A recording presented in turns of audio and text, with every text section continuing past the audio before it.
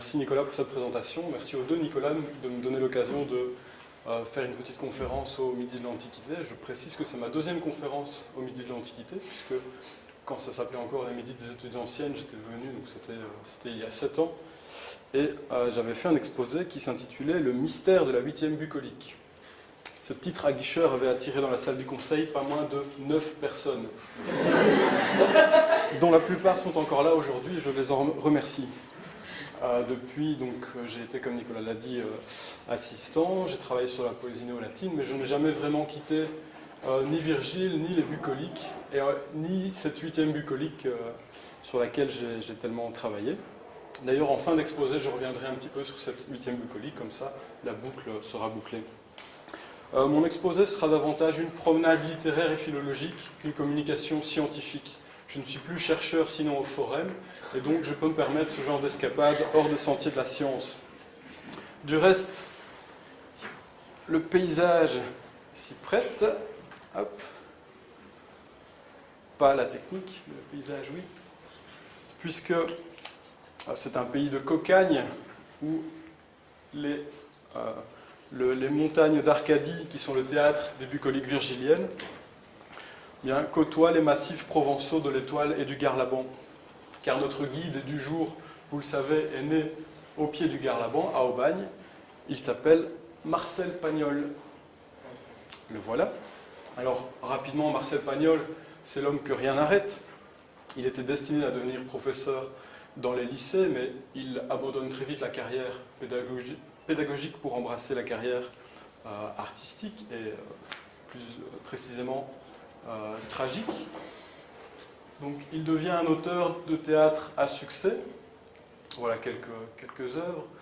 Ici on le voit avec Rémus, son acteur fétiche, donc on retient surtout la trilogie marseillaise.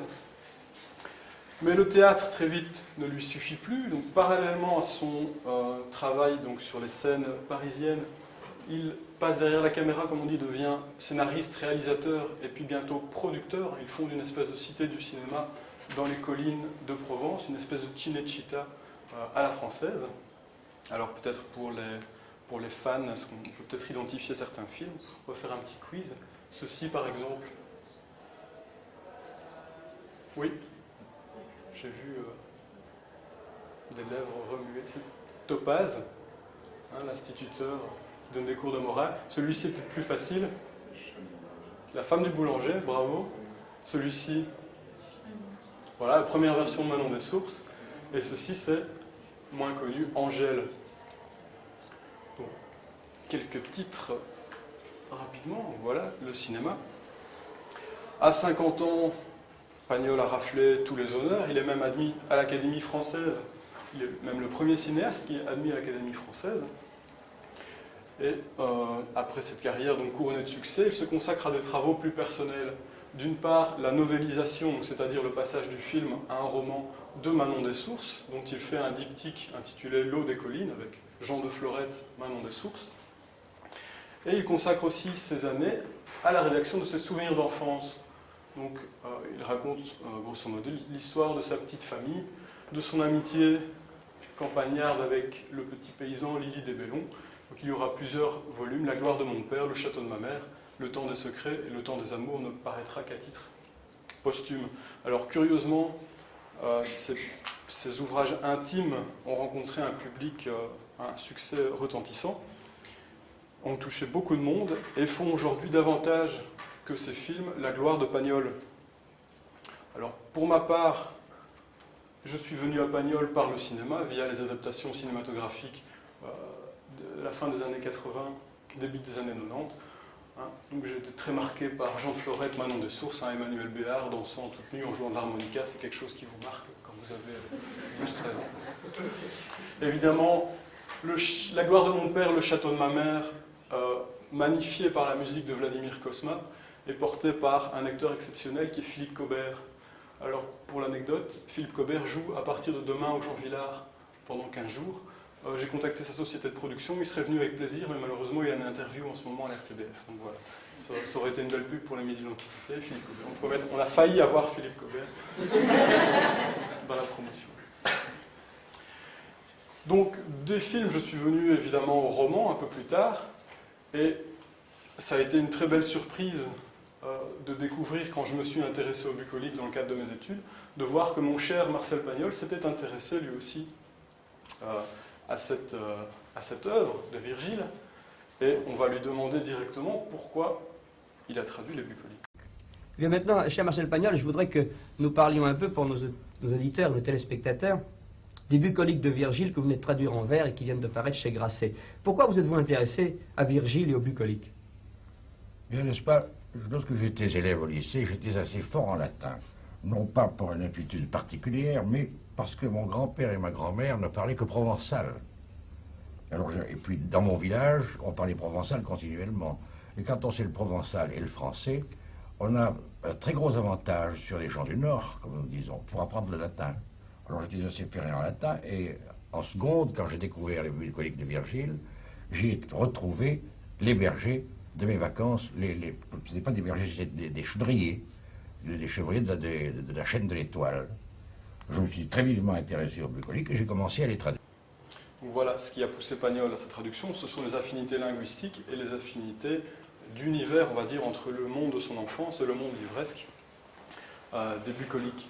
Alors ça va dans ce sens-là, mais aussi dans la réciproque, c'est-à-dire que l'amour qu'il porte à ses chères collines est dans ses souvenirs et dans le diptyque de l'eau des collines, magnifié par la référence à Virgile. Donc il mêle des allusions au bucolique et à Virgile pour affirmer sa passion, son amour pour ce pays de Cocagne que sont les collines de Provence. Donc, dans les souvenirs d'enfance, par exemple, Virgile figure déjà dans le tableau, et ce dès les premiers instants.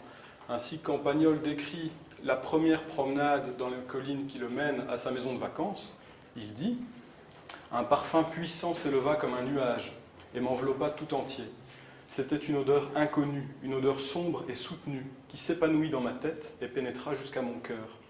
C'était le thym qui pousse au gravier des garrigues. Ces quelques plantes étaient descendues à ma rencontre pour annoncer au petit écolier le parfum futur de Virgile. » Ailleurs, donc dans le château de ma mère, alors qu'il évoque la flore des collines et s'y montre très savant, Pagnol parle presque en botaniste de l'églantier, de la sarriette ou des vignes sauvages, il rompt d'un coup comiquement avec le ton savant pour présenter la térébinthe, une espèce de petit buisson, comme étant une plante qui pousse très bien dans les poèmes bucoliques. C'est une image sur laquelle je reviendrai. Puis, à la fin du château de ma mère, quand il évoque avec émotion le souvenir de ses chers disparus, il parle de son frère Paul qui, lui, était resté berger dans les collines, comme étant le dernier chevrier de Virgile. Mais au-delà de ces petites évocations ponctuelles et des similitudes entre les décors, les souvenirs d'enfance de Marcel Pagnol s'articulent autour des quelques grands thèmes initiatiques qui sont aussi présents dans les bucoliques. La nature qu'il faut domestiquer, qu'il faut aimer, l'amitié qu'il faut cultiver, la cruauté de l'amour et le frisson poétique. Alors, dans le diptyque de l'eau des collines, on trouve aussi ces mêmes thèmes, mais articulés donc, autour de l'intrigue de la source enfouie. Alors, je rajouterai simplement concernant donc, Manon des Sources, Jean de Florette, que les personnages ont aussi des traits assez arcadiens, et c'est très bien rendu dans le film de Claude Berry. La jolie Manon, qui est une bergère qui tresse des paniers d'osier, qui piège les petits oiseaux, elle a quelque chose de ces bergères d'Arcadie, des Galatées, des Amarillis, auxquelles les chevriers de Virgile offrent des chansons. Elle rappelle aussi les nymphes des montagnes et les naïades qui sont comme elles des protectrices des sources.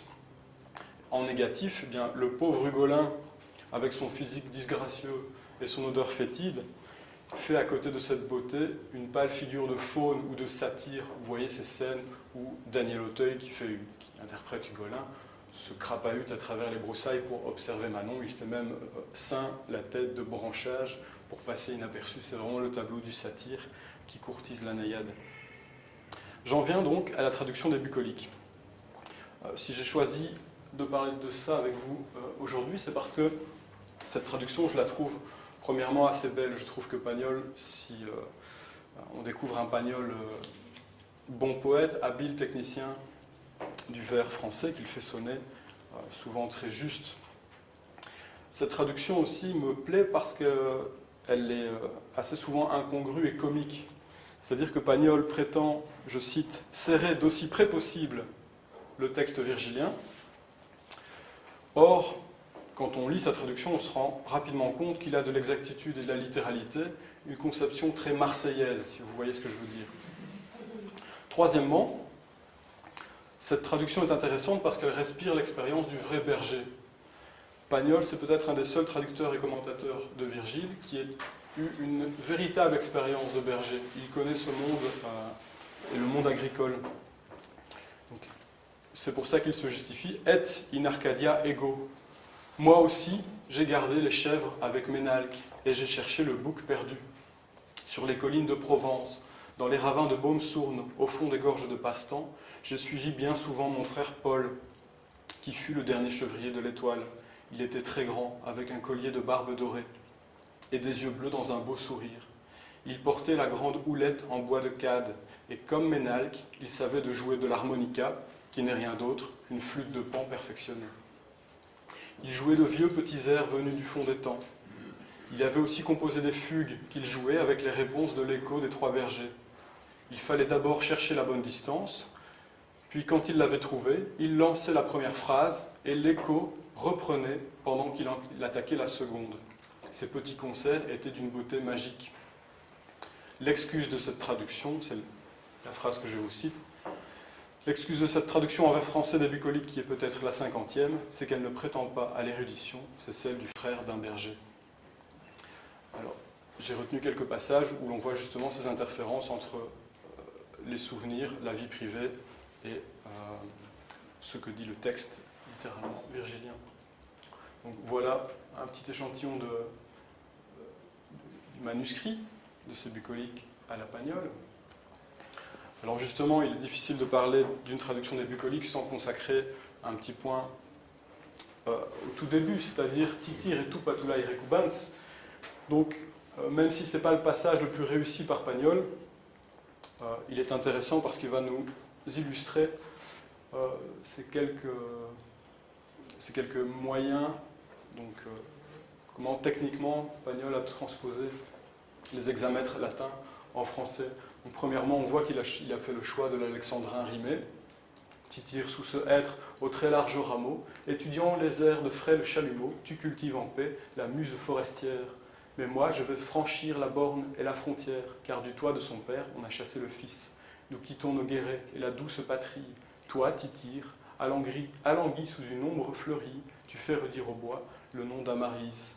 Donc, l'harmonie de la rime est censée compenser, d'après Pagnol, eh bien, le rythme hexamétrique, donc, qui fait rimer le ton et non pas le timbre. Donc ici, la rythmique du timbre et du nombre de pieds est censée composer la rythmique naturelle de l'hexamètre.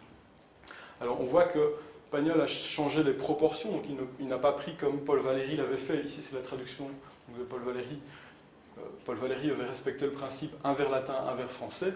Pagnol estime que c'est faire de trop grands sacrifices, parce que le français étant une langue analytique, elle a besoin de plus de syllabes, donc de plus de mots, donc elle a besoin de s'étaler.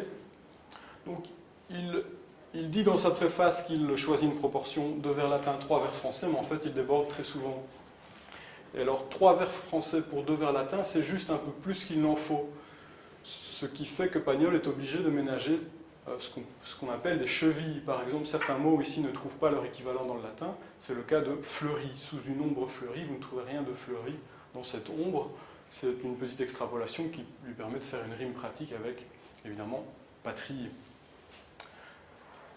Mais donc, ces chevilles, quand elles ne sont pas là pour ménager la rime, Pagnol les emploie pour faire ce qu'il appelle des excursus savants, des excursus explicatifs, bref, des précisions de détails qui vont lui permettre incidemment d'étaler sa science en matière d'élevage. J'ai choisi la fin de la première églogue. Voilà le texte latin. Pourtant, pour cette nuit, tu peux encore t'étendre sur un lit de feuillage auprès de ton ami. Là, jusqu'à maintenant, il respecte globalement les mots auprès de ton ami, mecum, c'est une nouvelle façon de le rendre. J'ai des fruits savoureux et des châtaignes tendres, sunt nobis mitia poma, et des fromages blancs pressés dans un tamis. tout ce vers pour traduire juste ceci, copia preci lactis, une profusion de lait pressé. Alors pourquoi cette précision fromagère qui paraît a priori étonnante? Eh bien, elle illustre justement ce souci des détails chez Pagnol, donc détail qu'un savant jugerait trivial, mais qu'un berger jugerait essentiel. Pagnol va même jusqu'à ménager une note à propos de ce vers, et il nous précise: il s'agit sans doute de ce fromage des bergers que les Corses appellent bruccio et les Marseillais brousse. On l'obtient en pressant dans un tamis de jonc du lait qu'on a laissé tourner. Voilà qui est précis, mais mis sous la caution du sans doute. Alors ce qui m'amuse, c'est que ce sans doute disparaît dans Jean de Florette, où nous lisons, à propos du personnage de Baptistine, elle enseigna à Aimée, donc la femme de Jean de Florette, l'art de faire des brousses avec le lait bleu des garrigues, caillé, puis pressé dans des tamis de jonc, à la manière des chevriers de Virgile. C'est-à-dire que Pagnol se réfère à Virgile par le prisme de sa propre traduction. Ce qui était un sans doute, un peut-être, son interprétation est devenue, ben voilà, c'est comme si chez Virgile tous les chevriers faisaient comme les chevriers de Provence, ça va de soi.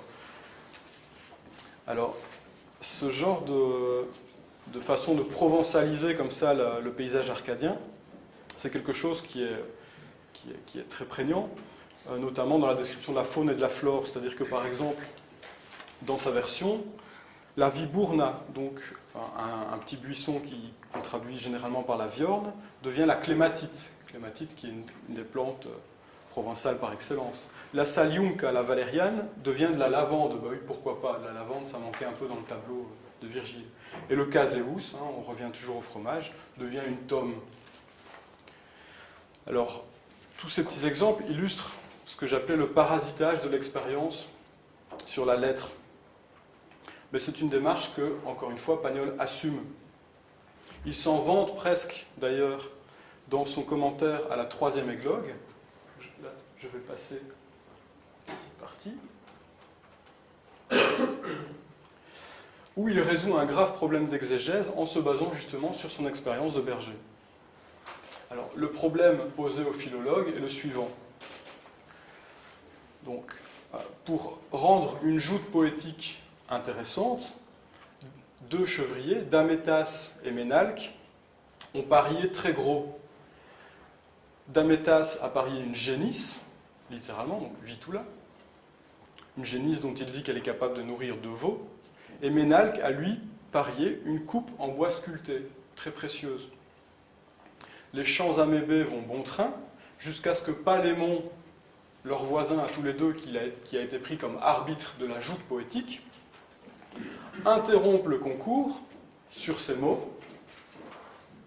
Il ne m'appartient pas de résoudre ce litige si important entre vous. Vous avez tous mérité une génisse, toi, lui et quiconque craint la douceur ou affronte l'amertume de l'amour.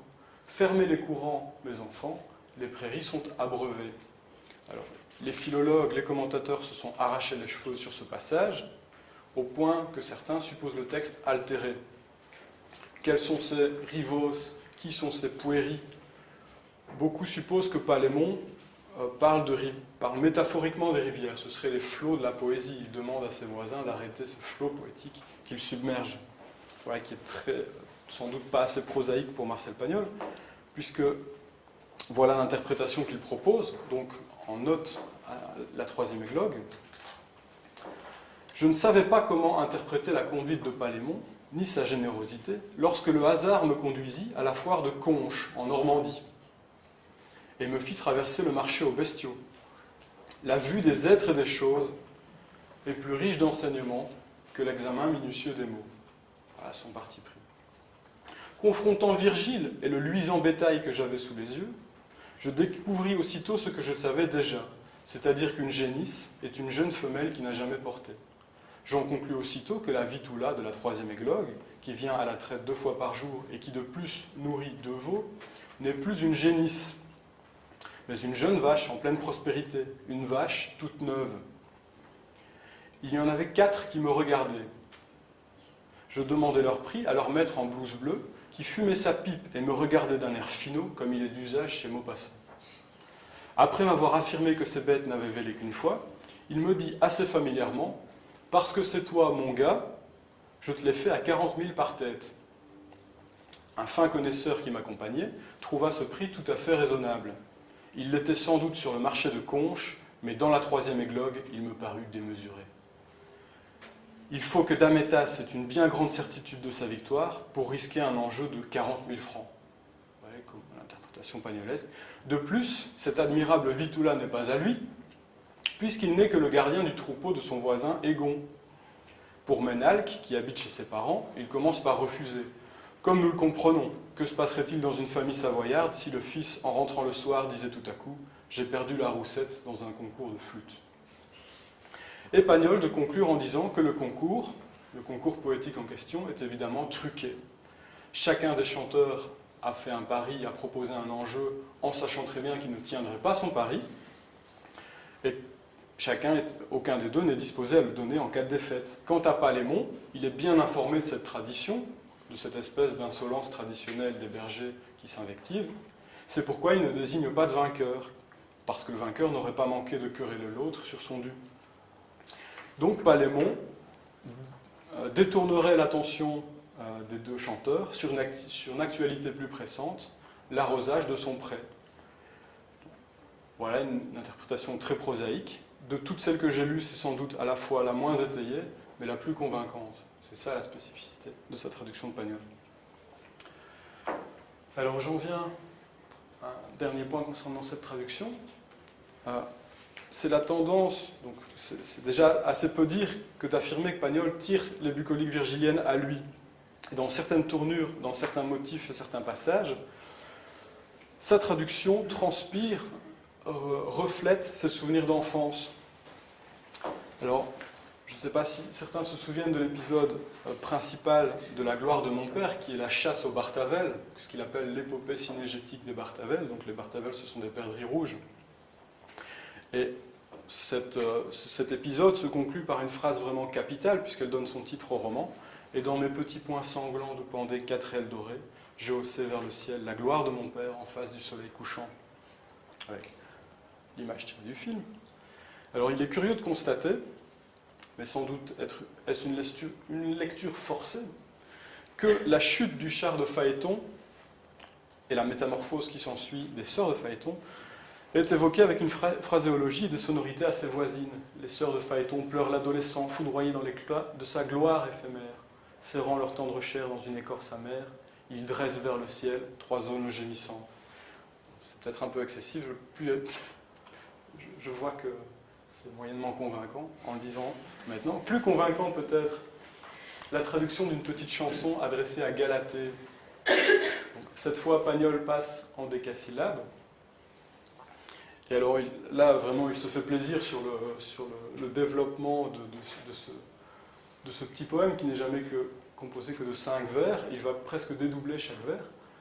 Donc, viens auprès de moi, blanche Galatée. À quoi bon ces jeux dans les flots amers? Et encore relativement proche du texte. Le joli printemps n'est pas sur la mer, mais il réjouit la terre enchantée. Donc, globalement, c'est ceci, avec un peu des éléments épars. Ici, tout le long des petits ruisseaux, fleurissent les fleurs, verdissent les plantes. Un peuplier pâle aux feuilles tremblantes, les feuilles tremblantes, vous ne les trouverez nulle part, soutient dans les airs les frêles arceaux des pampres tout neufs qui, sur ma retraite, projettent au sol un treillis d'ombrette. Encore une fois, Pagnol aime à rajouter des détails techniques qui montrent qu'il s'y connaît en matière agricole, et donc là, la technique de comment faire qu'une vigne devienne un petit toit où il sera agréable de boire l'apéritif, bien avec des arceaux. On prend les pampres, on en fait des arceaux. Houk, Hadès, 2 mots qui deviennent 2 vers. Viens poser ton front sur mon cœur mortel. Le temps des amours fuit d'un vol rapide. Le temps des amours, qui n'a rien à faire là, c'est évidemment le titre du dernier volume de ces souvenirs d'enfance. Voilà comment Pagnol parasite sa traduction avec des évocations personnelles. Il y en a une dernière, relative évidemment donc à ma chère 8e bucolique. Je rappelle, pour ceux qui n'ont pas entendu au moins 8 fois de ma bouche, que la 8e églogue est un diptyque, 2 chansons. La première chanson, c'est celle d'un pâtre. C'est le chant d'adieu d'un chevrier, adressé à la femme qui se refuse à lui, et à cause de laquelle il se suicide. Le deuxième chant, c'est le cérémonial d'une magicienne qui essaye de faire revenir son amant par des moyens magiques.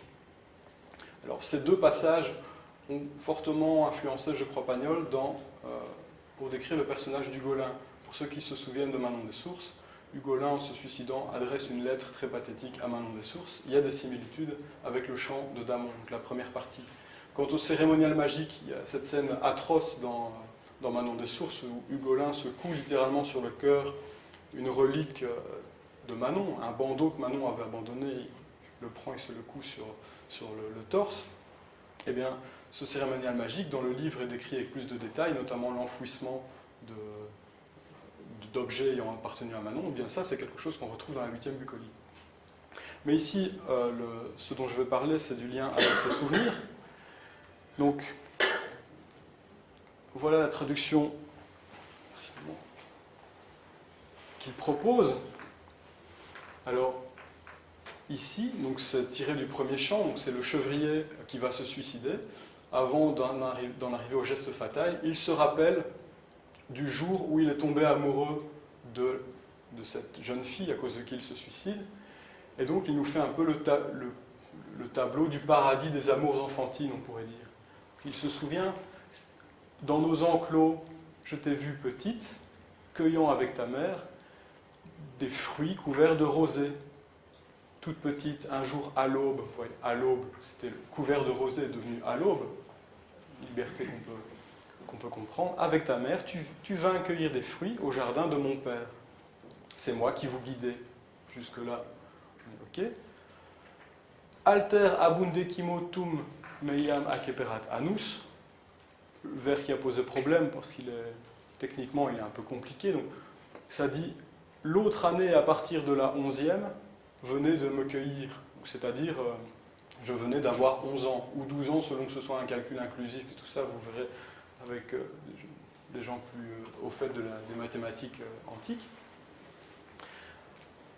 Alors, donc, on va dire une 12e année venait de me cueillir.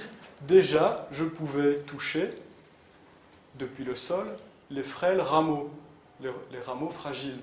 Donc, le personnage se souvient qu'il devait avoir plus ou moins 12 ans, parce qu'il se dit, ah oui, c'était à l'époque où je pouvais toucher les rameaux. Un petit détail comme ça, charmant. Eh bien, ici, ça devient, aux branches suspendues, j'abaissais vers ta main la grenade noire ou l'amande.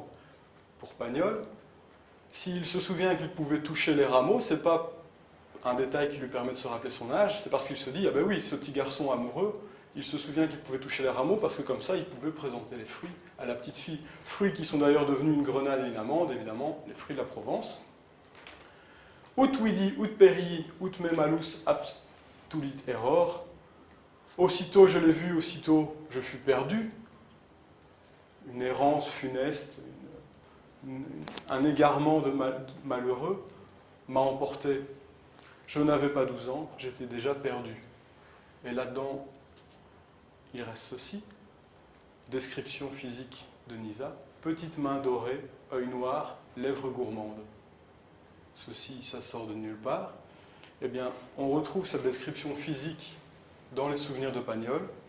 Et sous la belle Nisa, on découvre la petite Isabelle, dont les petites mains brunes faisaient sortir du piano des notes enchanteresses. Voilà un peu ce type d'étonnante insertion qui m'amène tout doucement à ma conclusion. Donc, le fil rouge de cette petite communication, c'était ce jeu incessant d'immixtion entre le réel et le fictif. Et j'aimerais revenir une dernière fois sur ce point et le développer simplement pour conclure, parce que c'est un thème dont Pagnol tire de nombreux effets, notamment des effets comiques. Il y a cette scène fameuse dans Jean de Florette, où le héros éponyme annonce à son voisin son grand projet agricole. Il lui dit « Je suis venu cultiver l'authentique. Je veux vivre en communion avec la nature. Or, pour ceux qui se rappellent de l'histoire, Jean de Florette, c'est un pur citadin. S'il vient faire le paysan et tenter de vivre en harmonie avec la nature, c'est simplement parce qu'il a lu trop de livres et qu'il a fantasmé une vie paysanne, qu'il vit dans une nostalgie d'un âge champêtre qu'il n'a jamais connu. Donc, en somme, il place le livresque et l'imaginaire au-dessus du réel. D'ailleurs, si un événement contredit les statistiques officielles ou les ouvrages qu'il consulte, il en attribue l'erreur non pas aux experts, mais à la nature elle-même. Par exemple, il pleuvra nécessairement le mois prochain parce que le ciel a une créance de 6 jours de pluie par rapport aux statistiques officielles de l'Office de météorologie. Vous voyez le genre de raisonnement. Bref, son authentique se révèle de l'imaginaire pur. Et Hugolin, qui a écouté ce récit, est assez inquiet. Inquiet parce qu'il veut s'emparer du terrain de son voisin.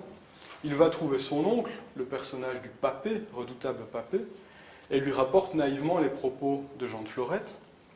Et il lui dit avec inquiétude que M. Jean va planter de l'authentique. Il va planter de l'authentique partout. Puis il demande « Qu'est-ce que c'est de l'authentique ?» Réponse du Papé « Ça doit être une plante qui pousse dans les livres. » Ce petit échange, selon moi, résume un peu toute la poétique de Marcel Pagnol.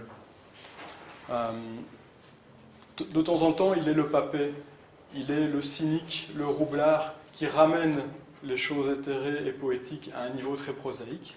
Mais bien souvent, il est un peu Jean de Florette, et il cueille dans les livres, et spécialement dans les bucoliques, ces fleurs authentiques avec lesquelles il décore son cœur mortel et cette existence qui fuit d'un vol rapide. Merci pour votre attention.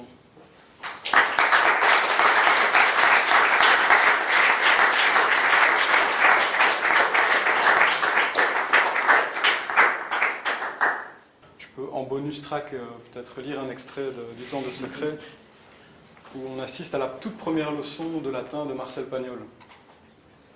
Il faut savoir que Pagnol, élevé dans une famille anticléricale, n'allait pas à l'église, donc il n'assistait pas aux messes en latin. Donc ce fut une découverte pour lui seulement au collège. Mais 15 jours avant le collège, son oncle, l'oncle Jules, voulait le préparer au latin et donc lui infligea l'étude de Rosa Rosae. Donc voilà le passage. « Pourquoi veux-tu que j'apprenne une langue que tu ne sais pas? Ça va me servir à quoi ?»